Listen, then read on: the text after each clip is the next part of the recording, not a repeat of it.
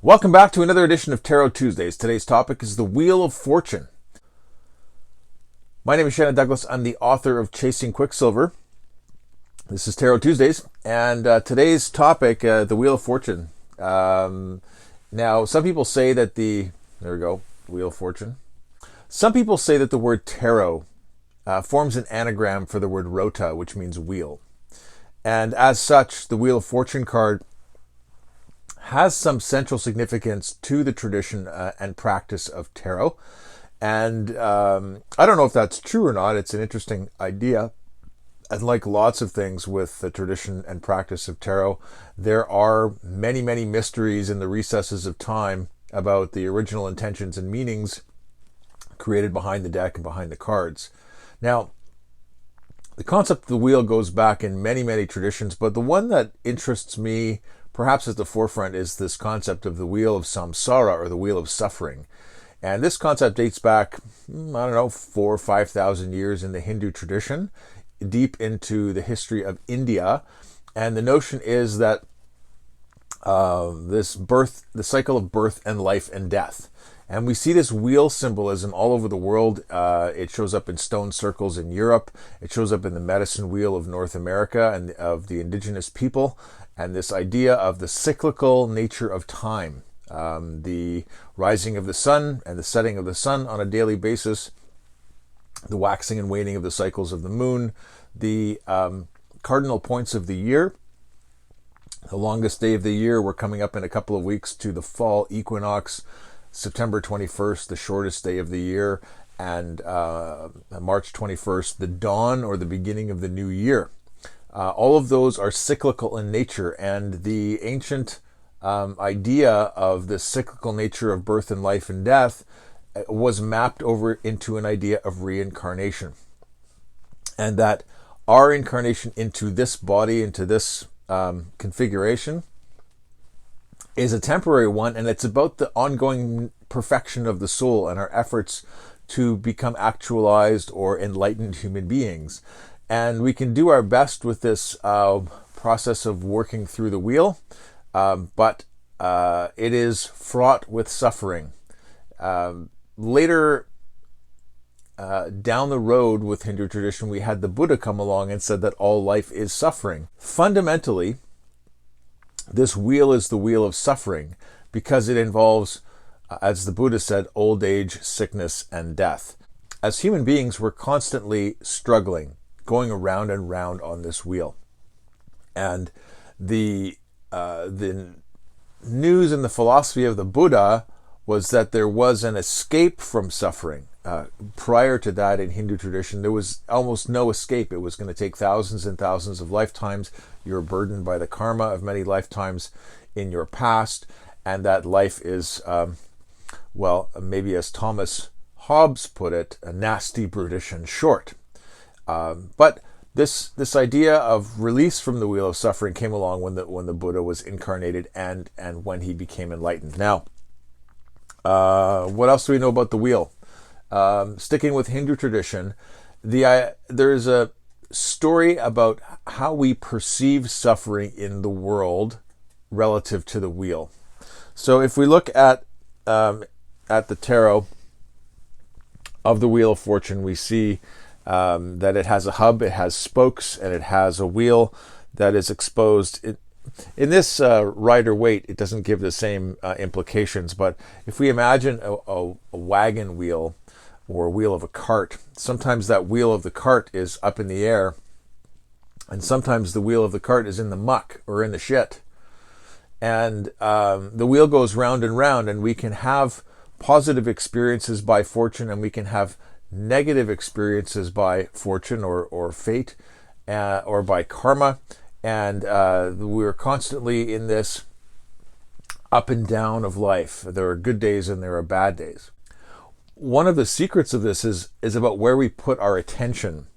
And if we can think of the wheel as a way of focusing our attention, we could focus our attention or our consciousness on the rim of the wheel when it's in the shit, or when it's in the sunshine, and we can bask in the glory of the sunshine, and we can complain in the mess of the shit, as we're going round and round. And if you've been around long enough in life, you know that there are circumstances of suffering. Life is not an easy journey.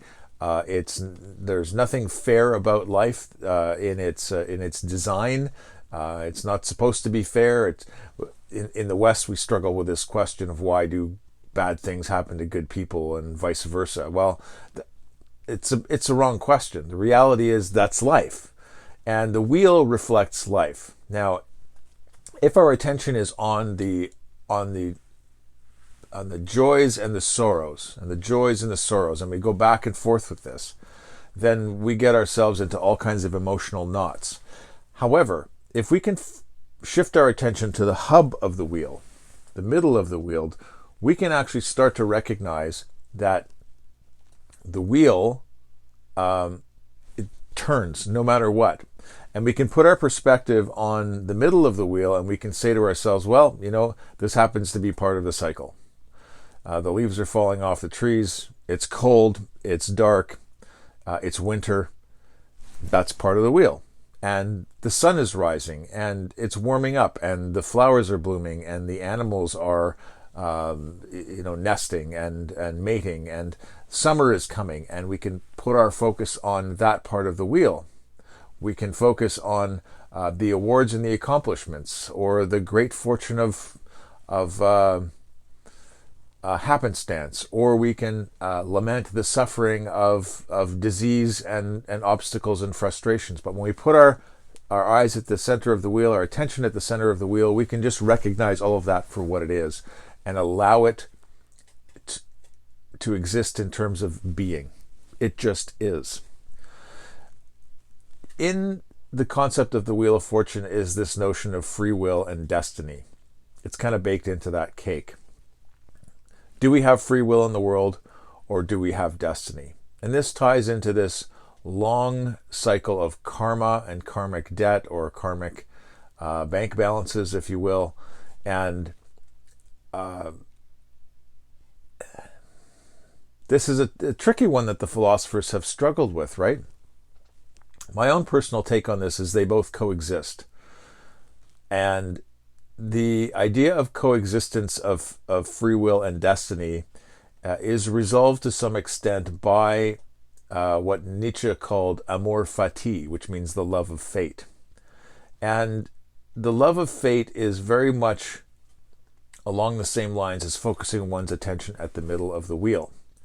The love of fate says that whatever your circumstances are, if you can exist in it and work through it in a noble way, it's much easier than resisting it or pushing back against it and having to deal with it. So the act of pushing back against negative events in our lives or unfortunate circumstances, when fate happens to impose itself on us, actually costs more energy. By accepting fate or destiny as it presents itself to us or manifests itself for us in our lives, and just working through it as it is, it's a lot more efficient from a psychic perspective than it is to be anxious, angry, frustrated, and all caught up in judgment about that particular experience. So this notion of amor fati, or love of fate, simply says that you deal with the cards that you've been dealt. You play those cards as they've been dealt to you as best as you can, and that's the nature of life. And resisting that only causes more problems than it solves. I'm going to turn my attention a little bit to the wheel, the medicine wheel of the indigenous people of Turtle Island or North America. And it's a 4-quadrant map, and it's often depicted in its full colors, black, white, red, and yellow. Those 4 colors actually correspond to a set of colors in early alchemy, in 1st and 2nd century alchemy, that correspond to a circle of the same colors. And that medicine wheel, or those colors in a 4-quadrant spectrum, go back even farther, and we know that they were used and that they were referred to in Celtic tradition as well. So a continental Celtic, pre-Roman, the barbarians, as the Romans likely referred to them, and pagans. And so this wheel structure is very, very old. In indigenous tradition in North America, it orients east, south, north, and west as a representative of the four directions, and it's the four cardinal points of the year, and it's also the four nations of the earth: the black, the yellow, the white, and the red. This wheel has been turning for a very, very long time, and another wheel like it, because in indigenous culture and tradition, those four quadrants correspond to four spirits, or the spirits of the four directions. And in modern personality language, we have other wheels like it. We have a wheel called the disc profile, which is a personality type inventory, which is four quadrants. And very often the four elements, earth, water, fire, and air, are arranged in a disc or a wheel that corresponds to the cyclical nature, or the relationships between the four elements. The other four quadrant piece in the tarot, of course, are the four suits: the hearts, clubs, spades, and diamonds; the cups, pentacles, wands, and swords, and those also constitute aspects or quadrants of the wheel. Thanks very much for watching. My name is Shannon Douglas. You've been tuned in to Tarot Tuesdays. Tune in again next week when we're going to begin the second wheel of tarot, starting with the Justice card, and cover the external archetypes of the major arcana through the number 21 card, the World, as we approach this for the fall season.